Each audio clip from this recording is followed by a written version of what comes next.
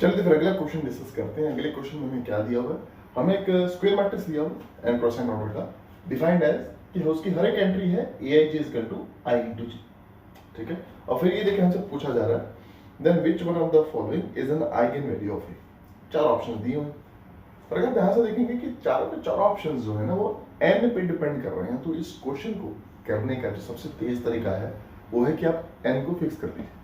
यहाँ फिलहाल हम क्या करने जा रहे हैं, हम एन को 3 फिक्स करने जा रहे हैं। सही, जैसे आप n को 3 फिक्स करेंगे वैसे ही हमारा जो मैट्रिक्स A है वो 3 क्रॉस 3 ऑर्डर का हो जाएगा। सही, और अगर 3 क्रॉस 3 ऑर्डर का होगा तो यहाँ पे क्या निकल के आएगा, देखिए 1 2 पोजीशन है तो यहाँ पे 1 इंटू 2 यहाँ पे 2 आ जाएगा, नहीं A1 पोजीशन ना, तो यहाँ पे 1 हो जाएगा, A1 1 है, यहाँ पे A1 2 है 2 हो जाएगा, यहाँ पे A1 3 है तो यहाँ 3 हो जाएगा।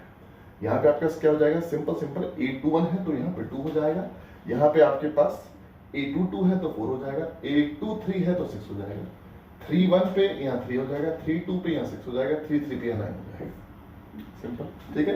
अब अगर आपका इस मैट्रिक्स ए ये बन चुका है तो आप क्या कीजिए, नोटिस करेंगे आप कि आपका जो सेकंड रो और थर्ड रो है ये दोनों के दोनों पहले के मल्टीपल ही तो है, तो जो आपका रैंक ऑफ ए निकल के आएगा वो 1 निकल के आएगा।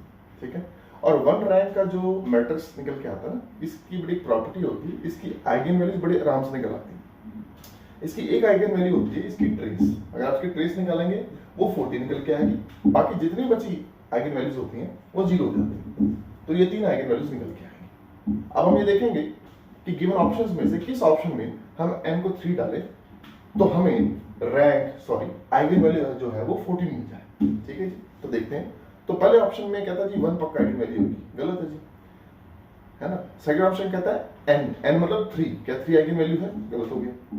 थर्ड ऑप्शन कहता है n into n plus 1 by 2, ठीक है जी, तो मतलब 3 इंटू 3 प्लस 1 4 बाई 2, ये कटेगा तो ये 6 आ गया, तो क्या 6 आइगन वैल्यू है इसकी, नहीं, तो वैसे ही फर्स्ट सेकंड थर्ड कट गए तो चौथा ऑप्शन होगा। वैसे चेक कर लेते हैं, जैसे आप चौथे ऑप्शन में n को 3 डालेंगे तो क्या बनेगा, 3 इंटू 4 इंटू 2 इंटू 3 6, 6 प्लस 1 7, ठीक है, एंड नीचे अगर आप देखेंगे नीचे आप रखा है 6, ठीक है, ये भाई साहब इनको काटेंगे ऐसे और ये इस पे 2 पे कटेगा तो ये बन जाएगा 14, तो 14 क्लियरली आपकी आइगन वैल्यू आ रही है, दैट इज फोर्थ ऑप्शन इस केस में सही निकल के आएगा। आई पॉजिटिवली होप कि क्वेश्चन आपको बहुत अच्छे से समझ आया होगा, बहुत इजी क्वेश्चन था, आई होप आपको समझ आया होगा। अब हम आगे चलते हैं और अगले क्वेश्चंस के सॉल्यूशंस को डिस्कस करते हैं।